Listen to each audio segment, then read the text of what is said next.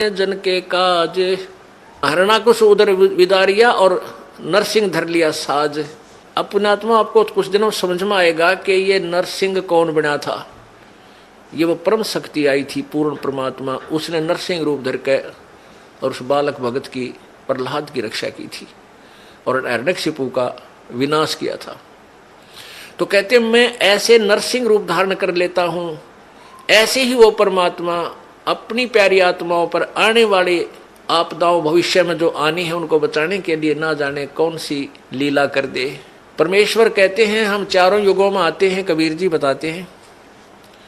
सतयुग में हम सतसुकृत नाम से, त्रेता में मुनिंदर नाम से, द्वापर में करुणामय नाम से और कलयुग में वो कबीर नाम से आए।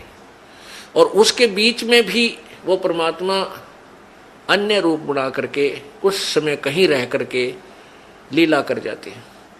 ऐसे ही वो परमेश्वर, अब हम यहां आपको उसी दृष्टिकोण से बताएंगे। परमेश्वर एक संत की लीला कर रहे थे और वो संत आंखों से अंधा था। उसके पास केवल एक लंगोट था, कोपीन थी। गंगा पर स्नान करने के लिए गंगा में प्रवेश कर लिया। अब सुबह का समय था, मुंह अंधेरा था,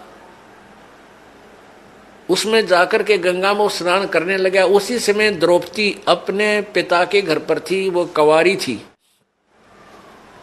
उसकी शादी नहीं हुई थी। सहेलियों के साथ स्नान करने के लिए गंगा पर जाती थी। गंगा के किनारे उसके पिताजी ने एक जनाना घाट बना रखा था, यानी वहां एक स्नान गृह बना रखा था लड़कियों के नहाने का। तो द्रौपदी की सहेलियां और द्रौपदी वहां स्नान करने प्रतिदिन जाया करती थी।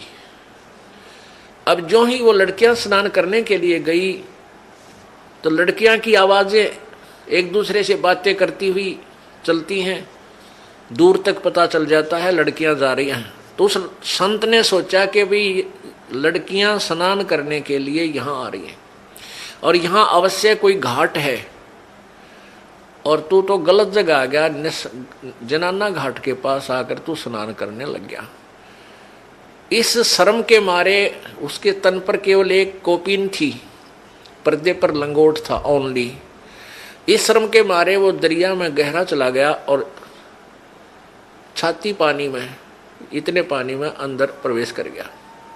अब द्रौपदी ने देखा कि साधु संत स्नान कर रहा है, साधु भक्त। और पुण्यात्माओं, भगत के अंदर एक विशेष प्रेरणा होती है, क्योंकि हमें पता है कि परमात्मा ना जाने किस रूप में कहां दर्शन दे दे। तो पुण्यात्मा के अंदर संत की वेशभूषा में परमात्मा दिखाई दे जाता है। वो सोच लेता है साधु है, भक्त है, भगवान की चर्चा करता है, इसके पास बैठ कर कुछ देर भगवान की चर्चा करेंगे। तो द्रौपदी ने इस दृष्टिकोण से देखा कि साधु मिल गया सुबह सुबह और इसे भगवान की चर्चा करेंगी। उसने देखा कि स्नान कर रहा है, हम भी स्नान कर लेती हैं। कहते हैं साधु दर्शन राम का मुख पर बसे सुहाग और दर्श उन्हीं को होते हैं जिनके पूर्ण भाग।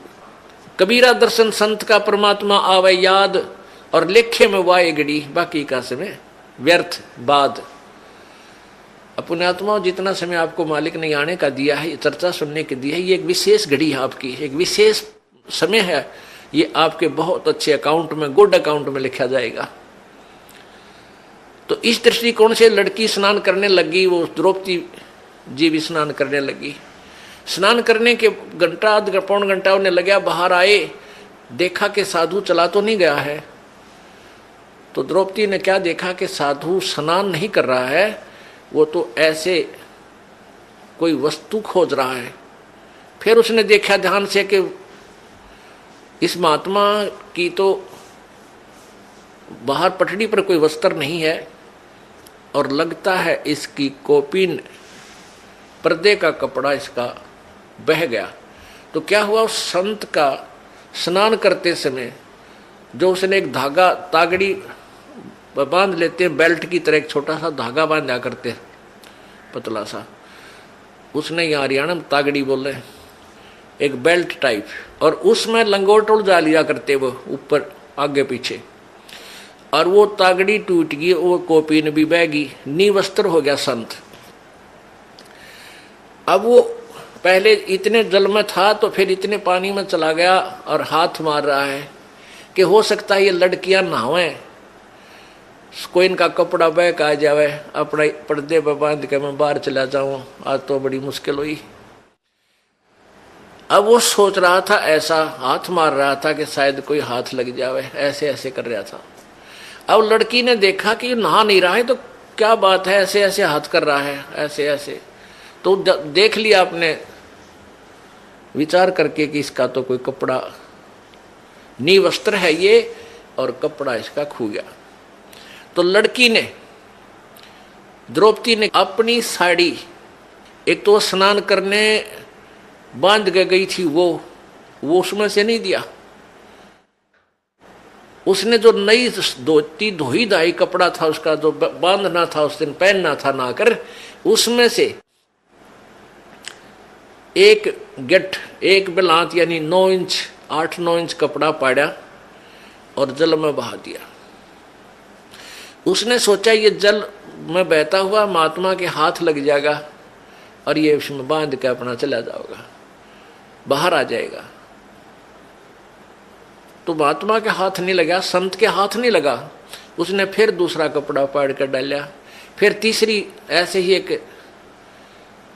एक स्ट्रिप सी पाड़ी, टुकड़ा पाड़ा कपड़े का, साड़ी से फिर डाला।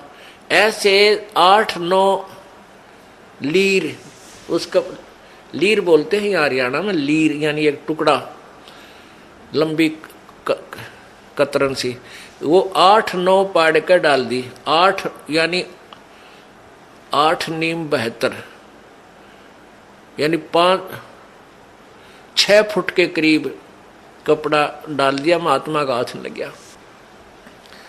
अब लड़की ने सोचा भाई साड़ी भी तकरीबन पाड़ डाली और इसका काम आया को ना। वो न्यों सोचा थी कि कहीं मैं बोल पड़ी और निकट जाऊंगी, महात्मा शर्मा जागा, शर्म का मारा कहीं आगे को ना सरक जा, दरिया का बहाव बहुत ज्यादा है, कहीं डूब ना जा। फिर उसने सोची तो मुंह तो नहीं बोलूंगी नहीं। एक लंबी लकड़ी ले ली, जंगल से लंबी लकड़ी लाई ढूंढ के, और उसके एक लीर और पाड़ी, एक टुकड़ा और फाड़ा 8-9 इंच का, और उस लकड़ी का लपेटा दे के, और महात्मा ऐसे हाथ मार रहा था, उसके हाथ के निकट कर दी। जो ही उसके हाथ लगा लड़की महात्मा का, संत का, एकदम उसने पकड़ा, देखा अको हो तो बड़ा साइज का कपड़ा मिला है। ओहो हे भगवान, हे परमात्मा, जब आशीर्वाद दिया कि हे प्रभु आपने बड़ी दया करी अपने दास पे, और फिर हिसाब लाकर देखा कि ये कोई कपड़ा वैसे नहीं आया, ये किसी बेटी ने, क्योंकि अंधे के हाथ आंखों का काम करते हैं, उसने सब हिसाब देख लिया, ये साड़ी का कपड़ा है और किसी बहन बेटी ने डाला है। तो आशीर्वाद दिया कि बेटी आज तने मेरी इज्जत रखी है, भगवान तेरी इज्जत रखा है और भगवान तने घणाए दे। अब कहते हैं संत बोले सहज सुभा और जो चाहे सो कर दे, 7 वचन पलटे नहीं चे पलट जाओ ब्रह्मंड। अब उस आशीर्वाद दिया, हृदय से दिया। अपने आत्मा यहां देखो खेल भगत कैसा होता है।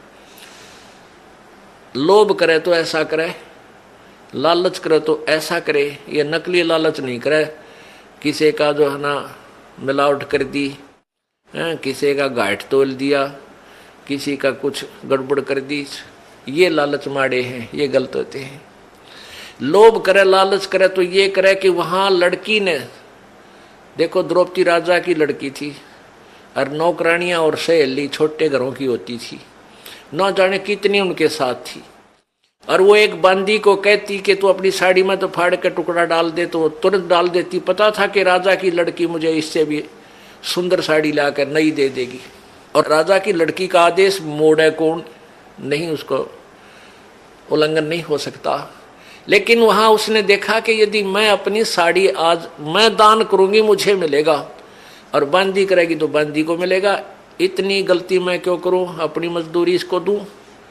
तो यहाँ भगत को इस दृष्टिकोण से भी बहुत सोचना होता है। अपना लालच लोभ अब इस टाइप का करे, यहाँ के धन जोड़ने का लोभ आपका विनाशक होता है, और लूटने का नहीं करे, लूटने का करे।